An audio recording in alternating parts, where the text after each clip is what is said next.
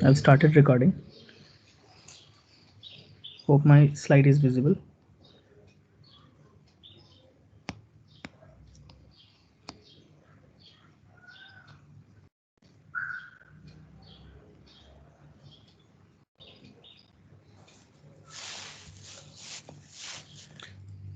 Okay, in the last class we have already seen the discretization of a typical governing equation, which reads dot e by dot t is equal to k times dot 2t by dot x square. So this is essentially one-dimensional transient heat conduction equation. Let me go one step ahead and let me write a more generic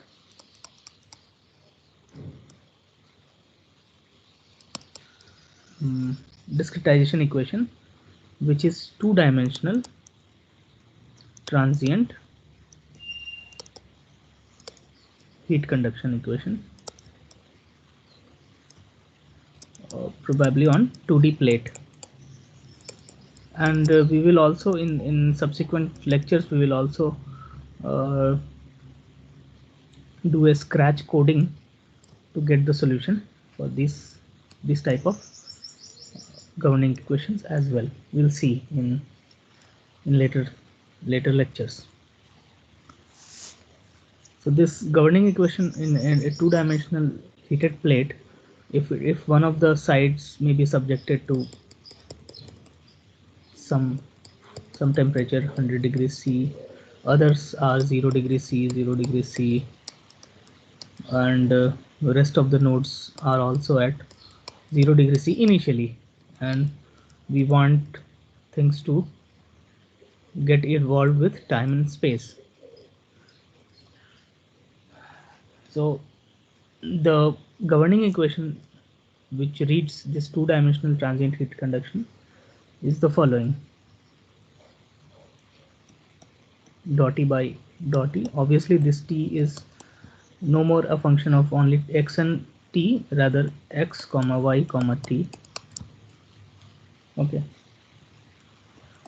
is equal to k times some k times, or maybe kx times, or maybe k times dot 2 t by dot x square plus dot 2 t by dot y square will also be there, the y dependence.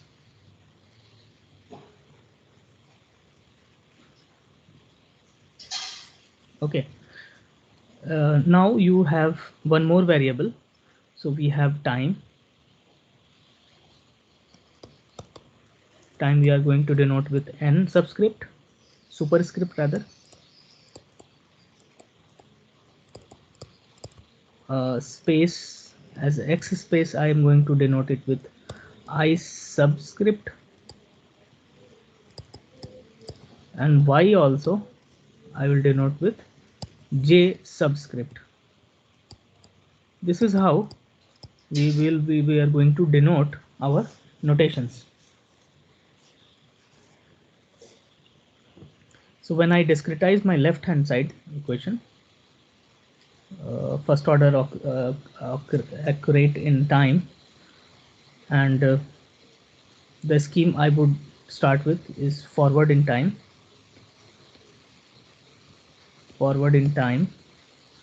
and maybe central in space,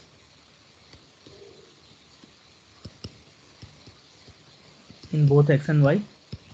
So this scheme is essentially called forward in time, central in space, that is FTCS scheme.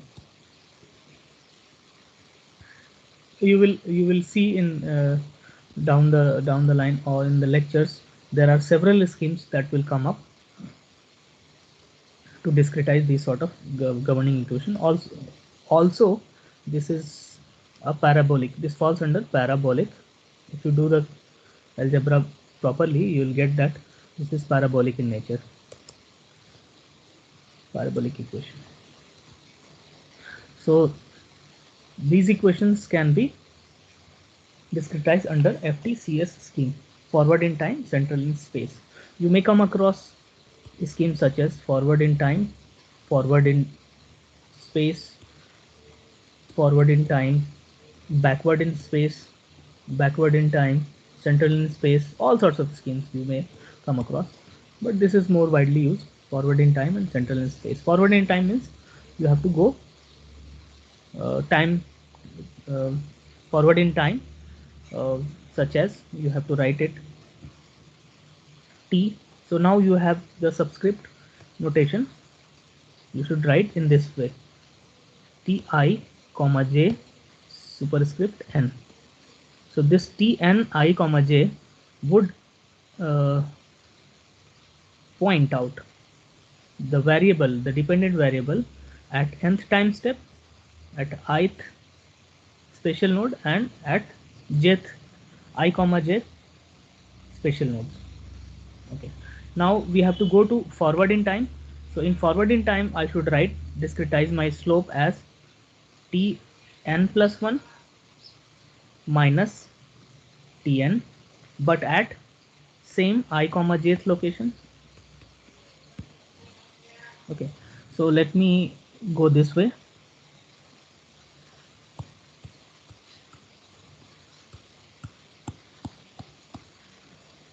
These are my ith locations. I is equal to probably 1, I is equal to 2, I is equal to 3, j is equal to 1, j is equal to 2, j is equal to 3, dot dot dot. Similarly, on top of it, there will be,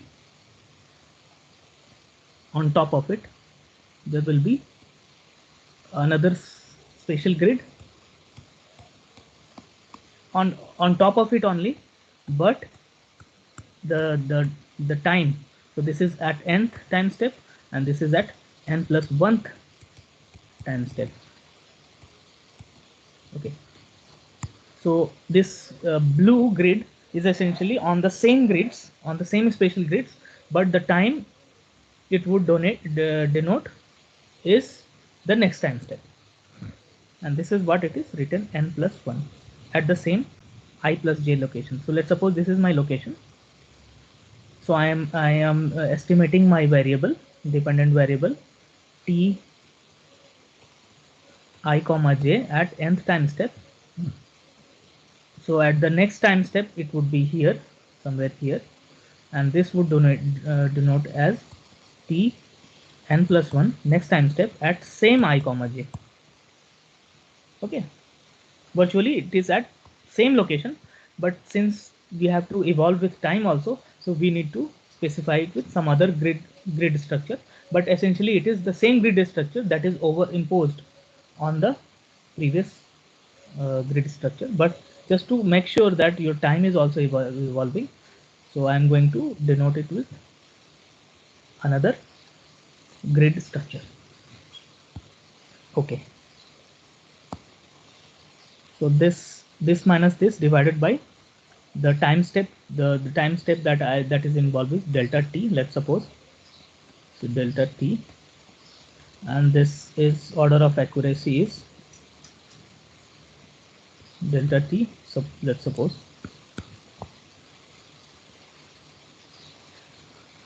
Okay, now is equal to, now we have to discretize these equations, k times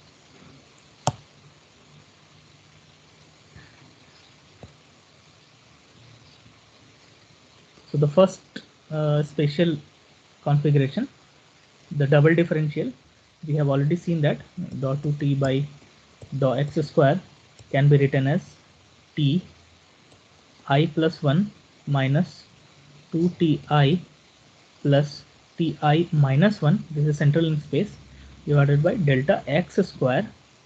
Okay, and now since we are talking about fixing j also, so I have to write I plus 1 comma j, I comma j, I minus 1 comma j. So this is an additional subscript you need to take care, although it is not evolving because this is only associated with x slope. Also this we have to take the time information as well, so I have to write n in all the nodes at the nth time step. So this is what I am going to write it here. T I plus 1 comma j at nth time step minus 2 t I comma j nth time step plus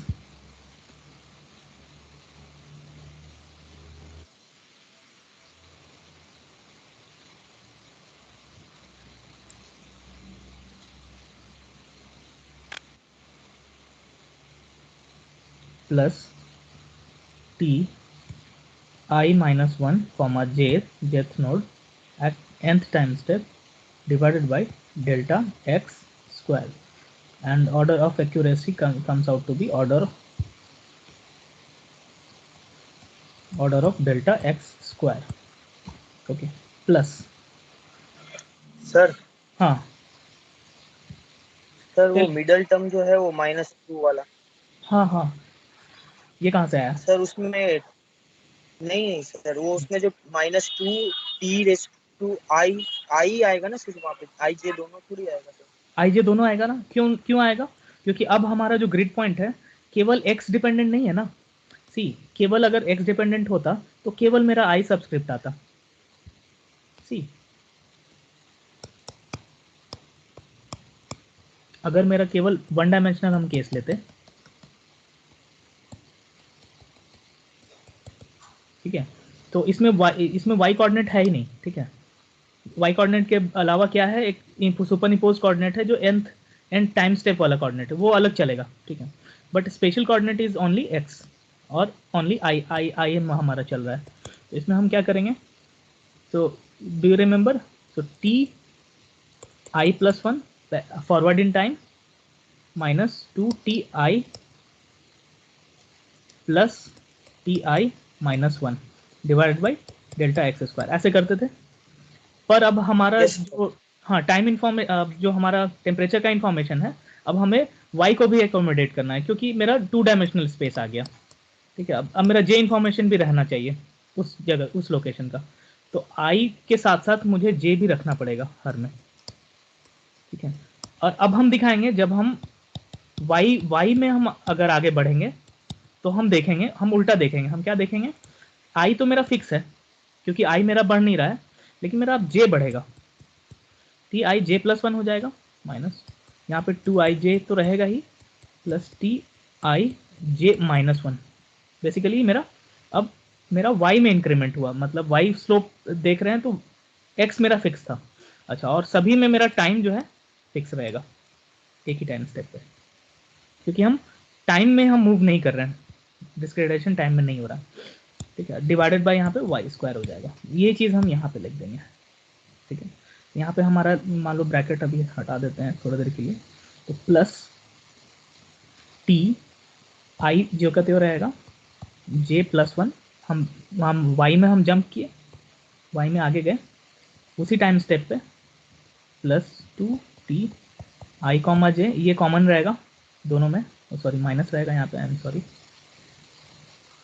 plus T I J decrement करेगा N divided by delta Y square आ जाएगा अब, ठीक है। और plus order of delta Y square का terms रहेंगे। Now तो your discrete equation is ready to start, you can start solving this particular equation in 2 dimension. Will see, हम लोग मैटलैब तक लेके जाएंगे इसको और देखेंगे कि कैसे इवॉल्व कर रहा है। अभी नहीं, मे बी अगले क्लास में। अभी हम लोग पहले सेटअप करते हैं फॉर्मुलेशन और सेटअप समझने की कोशिश करते हैं पहले, ठीक है। ज़्यादा कुछ हार्ड नहीं है, हम एक बार एग्जांपल में ले जाएंगे तो पूरा का पूरा क्लियर हो जाएगा आप लोग को। अभी थोड़ा सा आई के में थोड़ा कंफ्यूज हो रहे होंगे, बट बस यहाँ पे सब एक पैटर्न है, पैटर्न फॉलो हो रहा है। इधर हम क्या है, टाइम में मार्च कर रहे हैं, तो टाइम में मार्च किए तो डिवाइडेड बाई डेल्टा टी, और टाइम में मार्च किए तो फॉरवर्ड इन टाइम चले गए, बाकी स्पेस मेरा ज्यों का त्यों रह गया, ठीक है। राइट हैंड साइड में जब हम क्या कर रहे हैं, स्पेस में मार्च कर रहे हैं, टाइम मेरा वही रहेगा, तो देख रहे हैं सारा टाइम मेरा सेम है उसी टाइम स्टेप पे, लेकिन स्पेस में हम मार्च कर रहे हैं तो स्पेस में आगे पीछे हम गए, ठीक है। जो मेरा यूजुअल स्कीम है जो हम हमेशा यूज़ करते हैं, सेंट्रल स्पेस, ठीक है। तो ये एक डिस्क्रिटाइजेशन स्कीम है। अब क्या करेंगे, हर at the rate I is equal to 1, at the rate J is equal to 1, हमको एक इक्वेशन मिलेगा, लंबा सा। फिर हम इसको वैरी कराएंगे, i is equal to 2, j is equal to 1, फिर एक और लंबा सा इक्वेशन मिलेगा, i is equal to 3, j is equal to 1, फिर एक लंबा सा इक्वेशन मिलेगा। डॉट डॉट करते हुए i एग्जॉस्ट हो गया, फिर हम j को बढ़ाएंगे, ठीक है। तो ये पूरा एक सेट ऑफ इक्वेशंस मिलेगा, उसको एक साथ सॉल्व करना होता है। This is the methodology we are going to use. Okay, अब हम आते हैं यहाँ पे दो मेथोडोलॉजी की बात करते हैं। हम यहाँ पे दो दो मेथोडोलॉजी की बात करते हैं। एक को बोलते हैं हम explicit scheme,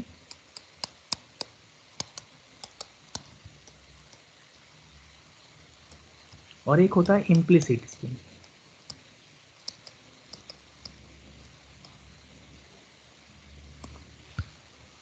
When you guys noticed here, यहाँ पे दो चीज़ है, यहाँ पे दो चीज़ नहीं, यहाँ पे एक ऐसा चीज़ है, let me quickly point out this. What we can see here is ये जो nth time step and i comma j, it is my known, it is my known. What is my unknown? Next time step पे मेरा time पे क्या variable था t का, उसी node पे ये मेरा अननोन था। This was my unknown.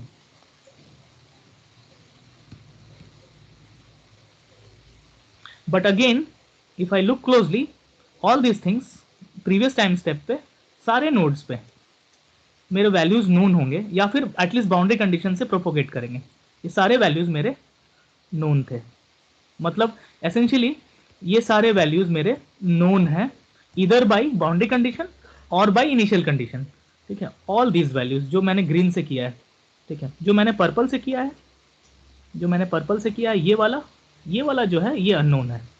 Rest of the things are known to me a priori. This is known, this is known. अगर हम क्लोजली लुक करेंगे तो ये जो नोन और अननोन का जो भी क्लासिफिकेशन हम कर रहे हैं, इसके आधार पे अब हम बोलेंगे चीज़ें मेरी दो तरीके से मूव करेंगी, या तो एक्सप्लिसिट वे में या इम्प्लिसिट वे में। तो अभी जैसे जो मैंने लिखा यहाँ पे, ये जो तरीका है इसको बोलते हैं एक्सप्लिसिट स्कीम से मार्च करना। अब थोड़ा सा और इसको हम थोड़ा सा और हम क्लियर करने की कोशिश करते हैं यहाँ पे। तो यहाँ पे हम फिर से हम लिखेंगे, तो जो नोन वैल्यूज है वो हम, सॉरी अननोन वैल्यूज हम पर्पल से लिखेंगे। तो अननोन वैल्यू मेरी ये थी T I comma J N plus one, मतलब अगले टाइम स्टेप पे मेरा टाइम टेम्परेचर इंफॉर्मेशन क्या था उस नोड पे मुझे पता नहीं था, ये मेरा अननोन है, ठीक है। यहाँ तक क्लियर है? अच्छा, उसके बाद हम क्या करेंगे, बाकी सारी चीज़ें हम ग्रीन से लिखेंगे जो मुझे नोन है। टी आई कॉमा उसी टाइम स्टेप पे, प्रीवियस टाइम स्टेप पे हमको ये चीज़ें नोन थी। क्यों नोन थी? ऑब्वियसली क्योंकि बाउंड्री कंडीशन मुझे पता है, यहाँ पे 100 डिग्री सी है, यहाँ पे 0 है, हमें पता है उस प्रीवियस टाइम स्टेप पे 100 था, आगे क्या होगा पता नहीं मुझे, लेकिन ठीक है वो अननोन है मेरा, लेकिन ये तो अभी तो नोन था, ठीक है। Divided by delta T square is equal to K times everything I am writing in green would be known to me. So यहाँ पे क्या हो जाएगा, आई प्लस वन, हम अभी एक्स में जंप करेंगे उसी टाइम स्टेप पे, ये भी नोन है, माइनस, और इसका एक्चुअली थोड़ा सा प्रैक्टिस करना होगा समझने के लिए, बुक वगैरह रेफर कीजिए। इतना जल्दी मे बी अभी क्लियर नहीं हो, लेकिन हैव माई वर्ड्स, आप लोग तुरंत इसको समझ जाएंगे। आई माइनस वन जे, तो यहाँ पे आप देख रहे हैं सारी चीज़ें नोन है, ठीक है। क्योंकि सारे जो है प्रीवियस टाइम स्टेप है, और प्रीवियस टाइम स्टेप से या तो हमको बाउंड्री कंडीशन से चीज़ें प्रोपोगेट करती हैं, हमें पता होती हैं, और हम आगे की तरफ बढ़ते हैं, और केवल एक अननोन ये हमारा बैठा रहता है यहाँ पे डेल्टा एक्स स्क्वायर है। और सिमिलरली मेरा वाई वाला जंप भी हम करेंगे, तो वाई वाला जंप करेंगे तो T I J plus one nth time step पे, ये भी नोन है, minus T I, sir two छूट गया, I am really sorry, two हमेशा ये ध्यान रखना, एल्जेब्रिक मैनिपुलेशन में ये सब चीज़ें छूटना नहीं चाहिए। T I J minus one हो जाएगा, nth टाइम स्टेप पे ही ये भी नोन है, ये भी नोन है, divided by delta Y square हो जाएगा यहाँ पर, ठीक है। अब हम क्या कर सकते हैं, मैथमेटिकली हम क्या कर सकते हैं, ये वाले चीज को हम लेफ्ट हैंड साइड में रखेंगे और बाकी सारी चीजों को राइट हैंड साइड में ले जाते हैं। Let's see, T I comma जेथ टाइम जेथ स्पेशल नोड पे अगले टाइम स्टेप पे जो कि मेरा अननोन था, वो हम लिख देंगे सारे के सारे नोन वैल्यूज में। सारे के सारे नोन वैल्यूज में जब हम लिखेंगे तो क्या हो जाएगा मेरा, केयरफुली रहिएगा यहाँ पे लिखने में। ये मेरा नोन है, ये मेरा राइट हैंड साइड में गया, प्लस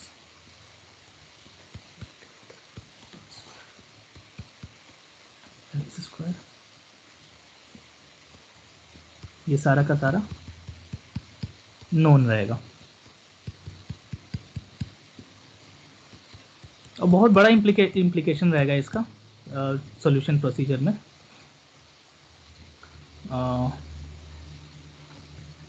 ये delta T square divided by delta Y square हो जाएगा, यहाँ पे सब नोन रहेगा।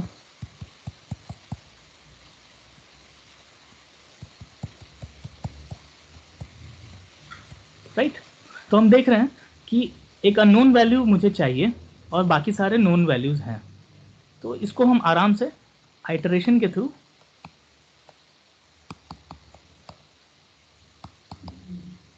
वैल्यूज मिल जाएगी मुझे, सारी वैल्यूज, मतलब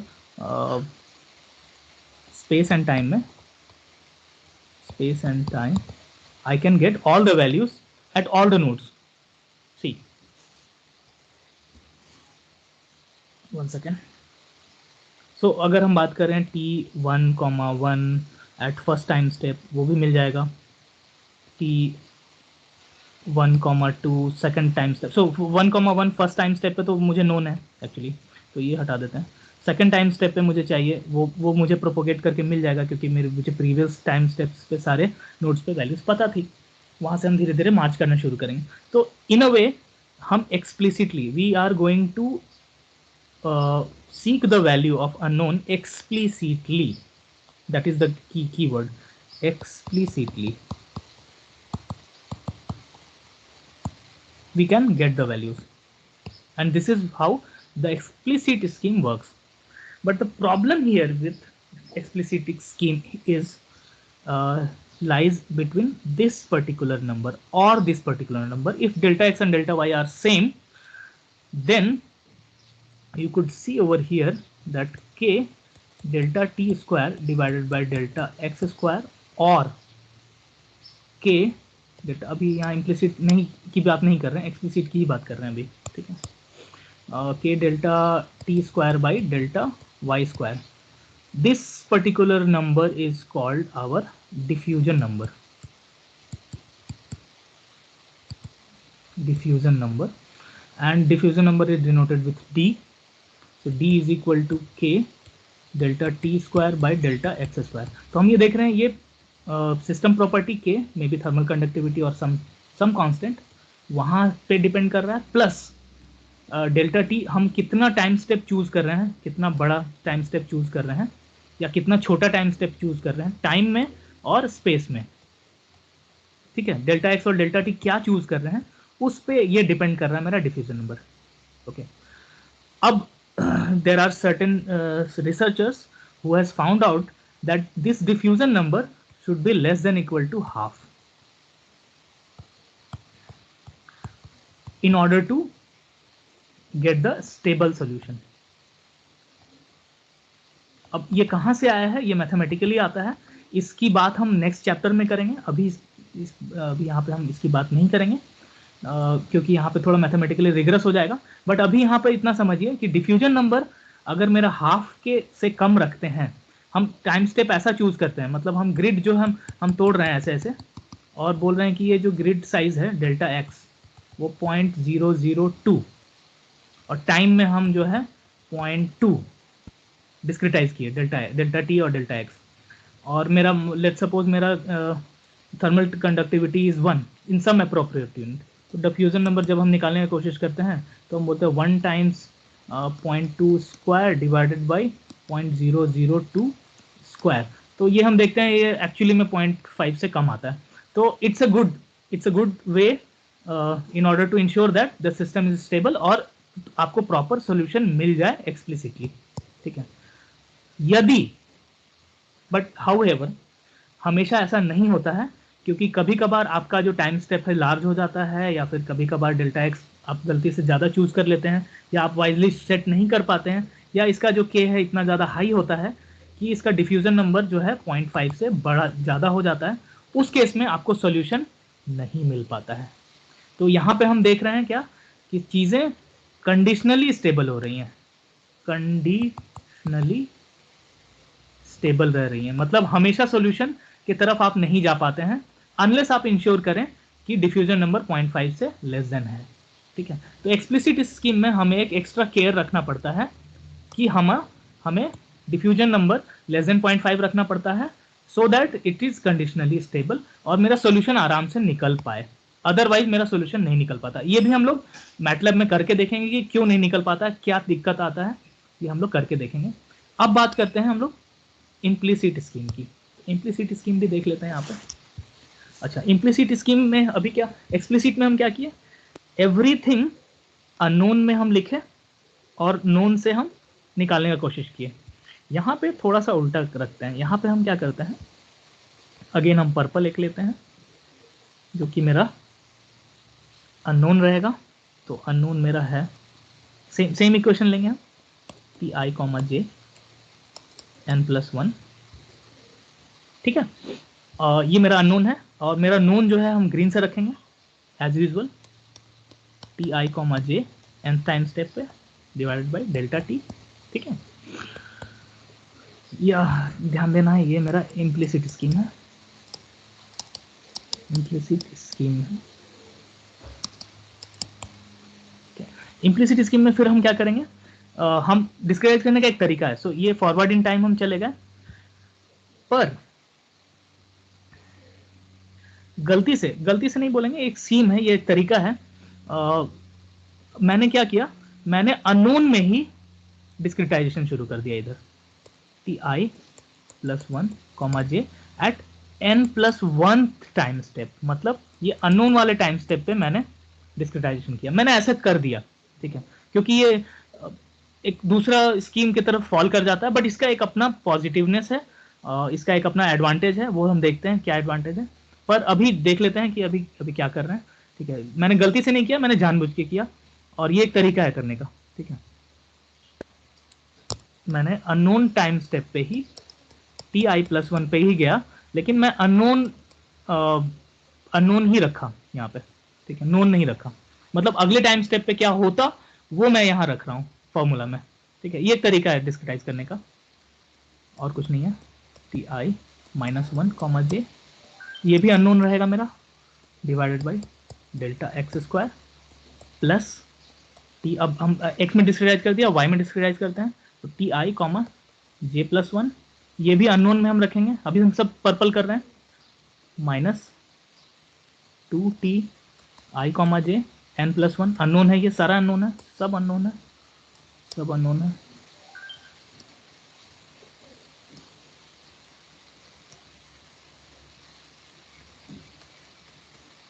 ti(j-1) n+1 टाइम स्टेप जो कि अननोन है, डेल्टा y²। तो हम यहाँ देख रहे हैं कि अननोन चीज़ें मेरी बढ़ गई, लेकिन यहाँ पे एक एडवांटेज मुझे मिल जाता है, वो बताता हूँ मैं आपको। अच्छा, अभी मैं क्या करूँगा, मैं सभी अननोन को एक तरफ और नोन को एक तरफ ले जाने की कोशिश करता हूँ। ठीक है, ठीक है, तो ये मेरा अननोन है,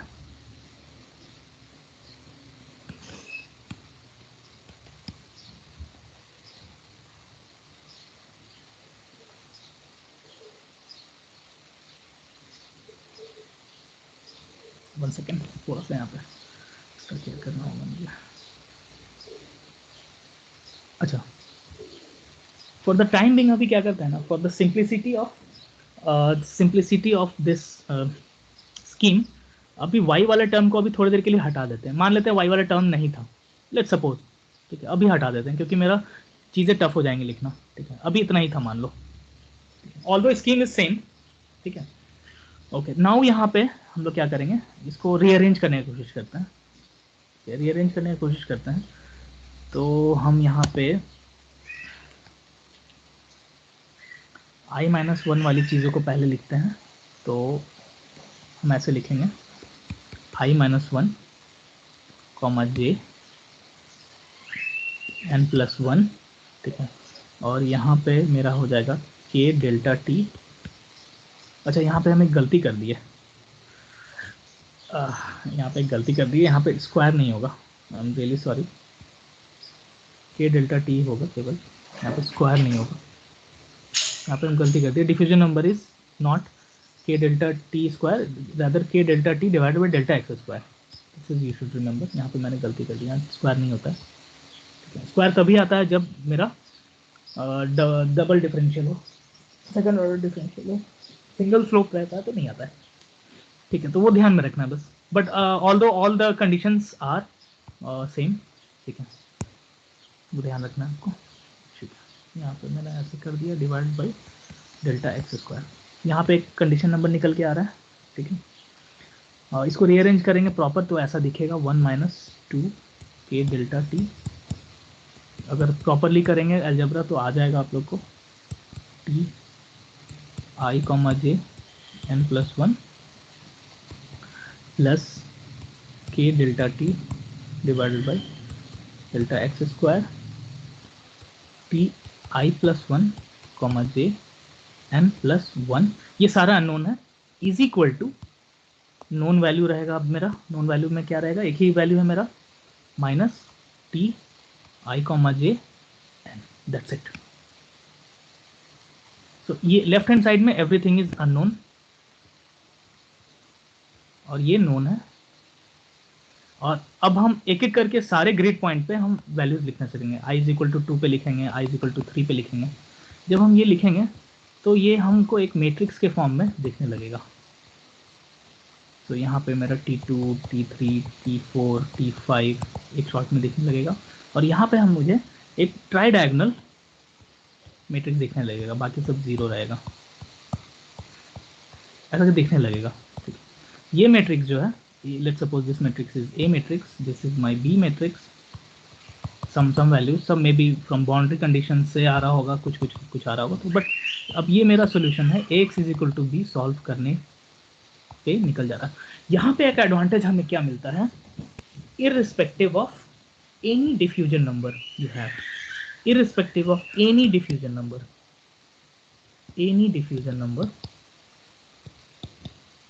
no matter what it is, it could be 100, it could be 1000, it could be 0.0001 or anything, your scheme is always stable,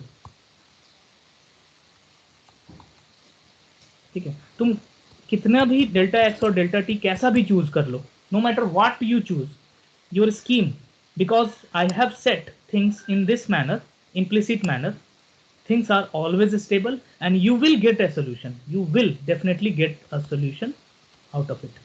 Whereas in explicit scheme you have to take a extra care of defining your diffusion number set to be less than 0.5, otherwise you will not get solution.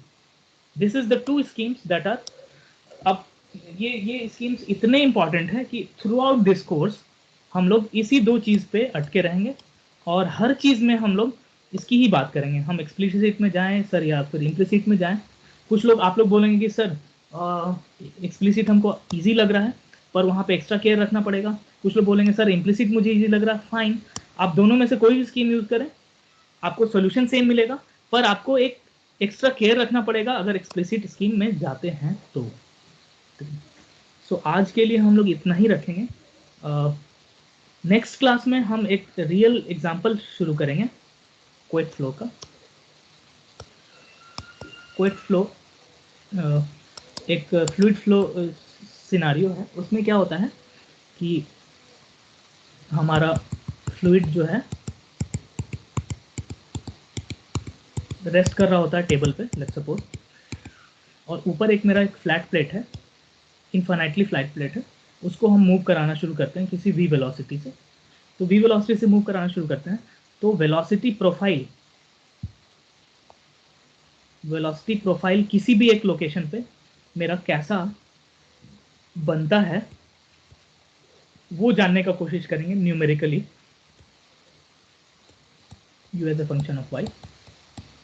और probably more precisely U Y और T के साथ मेरा कैसा profile बनता है time और Y में. तो this is my X and this is my Y.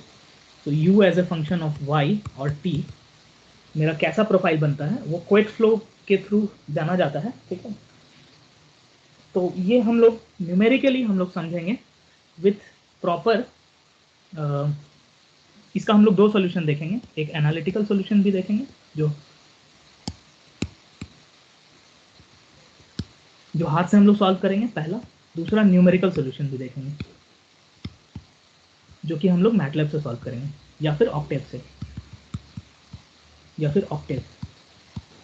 ठीक है, और ये जो गवर्निंग इक्वेशन है, गवर्निंग इक्वेशन प्रोबेबली, अब if I am not wrong, it governs like u by dou t is equal to some coefficient of viscosity dot to u by dou y square, ऐसा कुछ होता है. Will see appropriately. ठीक है, फिर boundary conditions क्या होते हैं, यहाँ पे नो स्लिप होता है, यहाँ पे मेरा v वेलोसिटी से ऊपर वाला प्लेट मूव करता है. तो कैसा इसका प्रोफाइल बनेगा ये हम लोग एनालिटिकली भी देखेंगे और हम लोग न्यूमेरिकली भी देखेंगे. न्यूमेरिकली भी दो तरीके से देखेंगे. किस तरीके से, एक्सप्लिसिट वे में भी देखेंगे और इम्प्लिसिट वे में भी देखेंगे सॉल्व करके.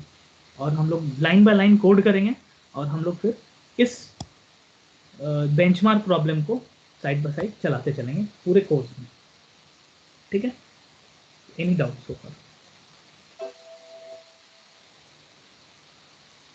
सर हाँ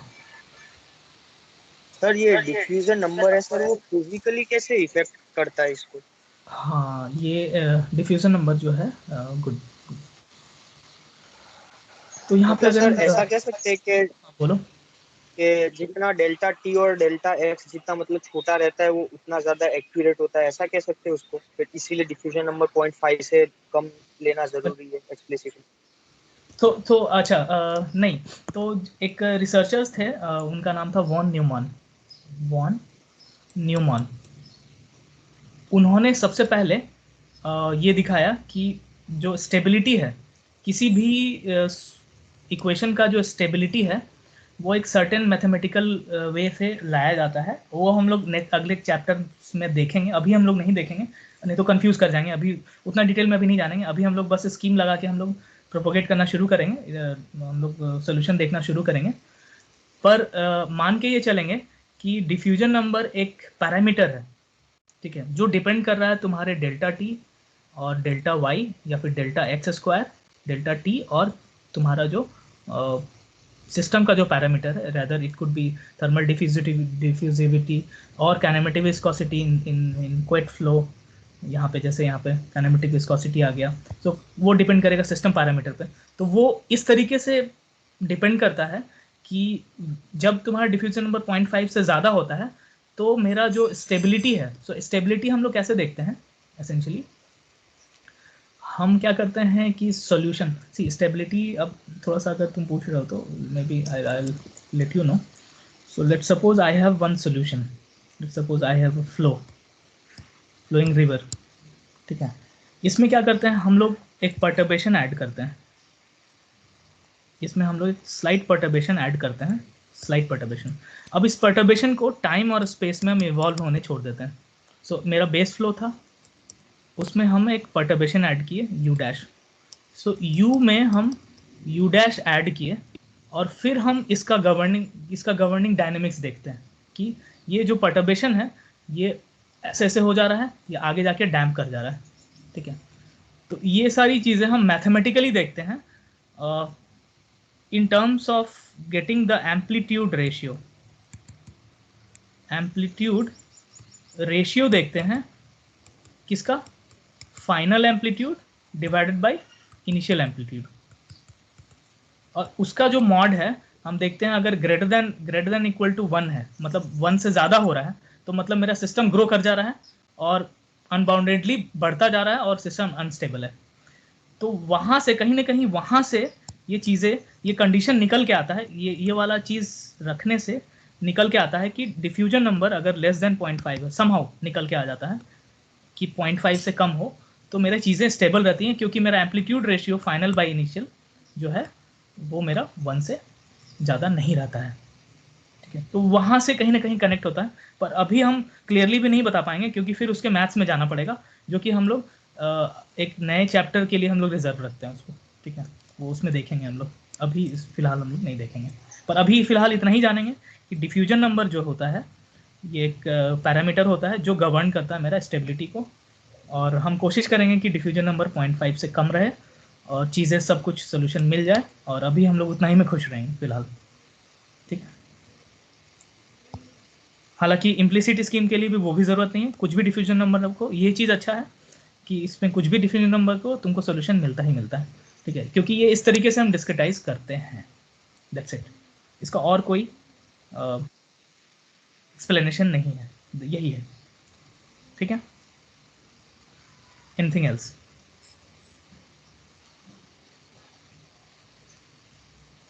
no? Yes? No sir. Okay, then no sir. I will take attendance and then let me stop recording and then we can